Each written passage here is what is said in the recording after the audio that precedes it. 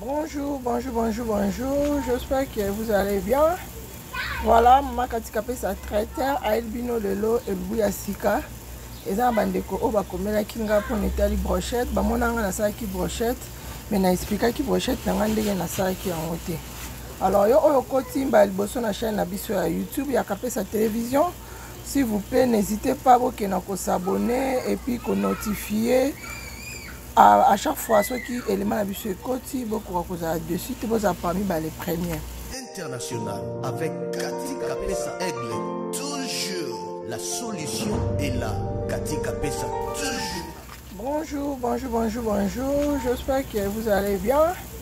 Voilà, maman Cathy Kapesa traiteur aelbino lelo ebuya sika. Eza bandeko o bakomela kinga po netali brochette. Bamonanga na saki brochette. Mais na expliquer ki brochette na ndenge na saki yango te. Alors yo oyo kotimba liboso na chaîne na biso ya YouTube ya Kapesa télévision. S'il vous plaît, n'hésitez pas à s'abonner et puis à notifier. À chaque fois, ceux qui éléments la biso côté, beaucoup de dessus, vous avez parmi les premiers. Oui, voilà bandeko balandi, voilà ndene sa ki bino bo remarquer toi libanda, na libanda. To si hiver, to za siko na moment ya spring, donc Mali les a sous moi moi comme à moi pesi Mali mais à moi ça va. Alors on a bimi na pourquoi lelo et pas na biso toza siko na ça vidéo oyo. Toza 18h. Attends la heure s'il vous plaît. Toza 19h. 19h48, voilà. Toza na éclairage les ananou. Voilà, toi libanda, éclairage les ananou. Alors pour réaliser recette na biso mokola lelo. Il y a brochette, vous remarquez, barbecue nanga ezawana, nazo tumba on a barbecue, et puis na saleli ba tige oyo ya ba mabende oyo ya mitonga oyo, yango to tumbela yango misuni, soko za posa ba ni na yo ebe bate banzeta kamunde na yo zikate, okoki ko tumba pe boyo osomba ngo partout, eza nango. On kotumba boye et puis après par après ceux qui biloko na yo ebeli bolimbi sipo bana bazo sala baje bazo sakana toza 19h mais moi eza nanu. Alors soki olingi batige na ezika te okoki kosala système oyo otumbi ba brochette na yo boye ndenge na otumba boye par après nde okoya kobala ngo na batige na yo. Alors nga aza batige na nga eza déjà wana mais nazo sala nanga na boye jusqu'à ce que kobela par après nde na koya ko changer yango na na tige. Alors brochette opona sala yango bino bato bolinga brochette mama Cathy Kapesa brochette nanga pona sala yango nasali muscade, nasali ail, nasali céleri, nasali pe litungulu mukie. C'est ça justement kaka wana. Naza na eloko mosusu na tie au-delà ya oyo te pi nasali beef oyo ya saisonnement oyo ya beef nazozwa yango mpona lakisa bino. Voilà. Oui bando balandi tota brochette na biso toza libanda nene nasali bino boka mama makela bana. Alors toza libanda ba petit bango e bakoko ba sakana il faut supporter mama makelele mpona vidéo na biso. Alors to profiter tota la brochette na biso. Oui, voilà, bandeko balandi, brochette na biso, poto sala ngo boye, poto réaliser ngo boye, to sali bouillon o ya cube, ya beef, ya ngombe, ya viande. Voilà, ça uniquement pour la viande. Alors, na kati ya bouillon wana, na sangisi yango na tuti yango na ail, na muscade, na céleri, na litungulu muke. Et c'est comme ça que na sali na réaliser recette na ndenge ezalaka bao bayebi ngombe nanga o baliaka bayebi ke mama Cathy Kapesa atumbaka ngombe na kitoko. Voilà, eza na eloko mosusu totie na kati te po netali couleur tozwaki nini paprika nde na lakisa bino en poudre comme est-ce que na salela yango. C'est comme ça. À part wana toza na eloko mosusu tokoti na kati te. Ce qui fait que pesa biso elengi oboyoka bilengi tant bozo lia brochette mama Cathy et puis bozo se retrouver. Alors na saleli ba mabende o na oso la sabino wana eza juste ona naza na posa banzete nga kamundele bambanzi nga soit disant ekoka kozika te yo oyo landa mama katika pesa traiteur mais kaka nde nalobi boye toi eka nde nalobi nasali boye ozala desi te.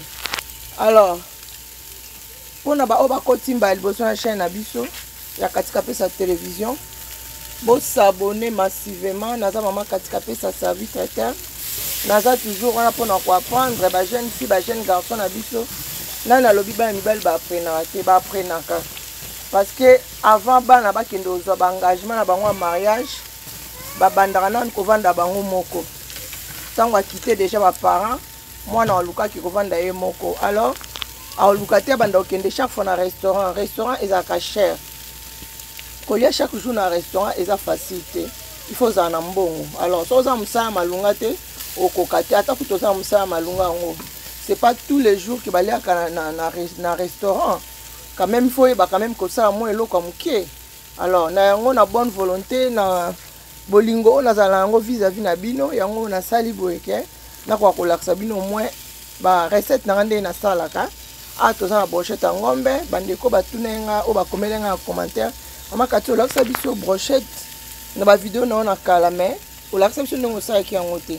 Alors nde nalakisi bino nasali beef ya bouillon, voilà, natie litungulu mukie, natie céleri, natie ail, natie paprika et puis avant otia mungu il faut make sure voilà tota la brochette na biso tango ozotumba brochette na yo boye make sure toza na mai na yo eza pembeni po esikisa biloko te bosiporte makelele naotoloba na bino tout à l'heure là parce que nayebi bano. Alors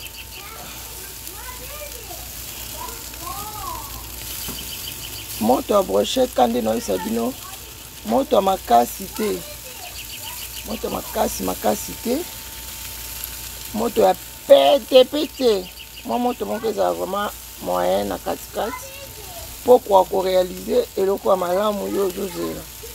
So te moto makasi mbala moko ebeli na likolo mais na kati ekobela te.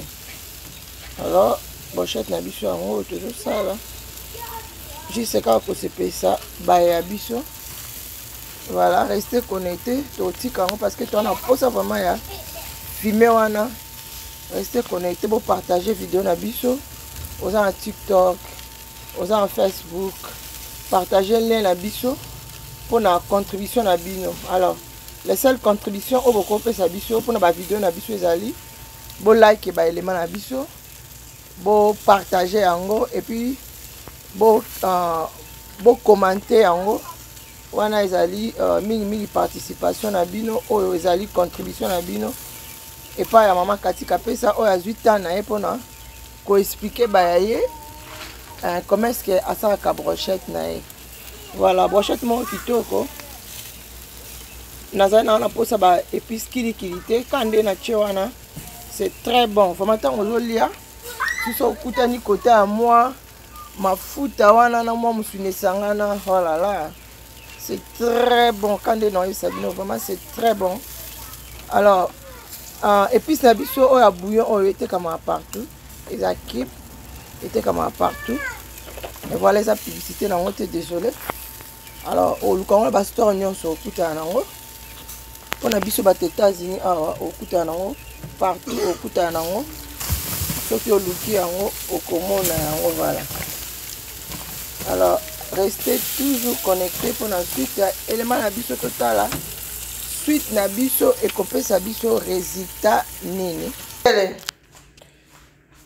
Voilà bandeko balandi ya katika pesa télévision tokomi na suka ya émission na biso brochette na biso yango ebeli totie pipi na biso pembeni mwa matungulu na pointe.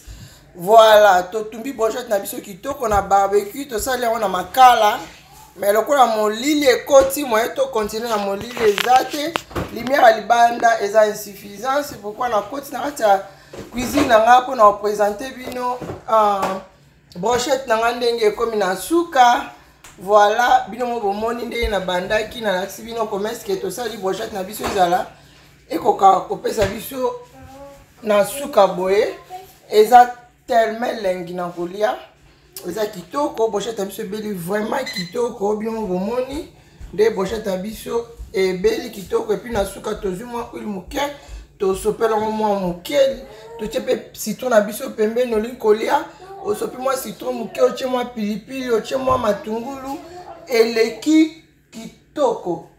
Alors mpona baoyo bakoti liboso na chaîne na biso alors nazali mama Katika Pesa servi traiteur s'il vous plaît bo hésitez te na s'abonner mpona kozanga ba émission na bino ya makusa ya bana mboka te. Voilà mpona kosala brochette eza yango facile oza na barbecue te okoki kozwa brochette na yo otie yango na okoti yango na bambanzi boye et puis otie kikalungu na yo ya bien ya plat likolo ya réchaud na yo otie bandi kotia yango likolo ozobalola.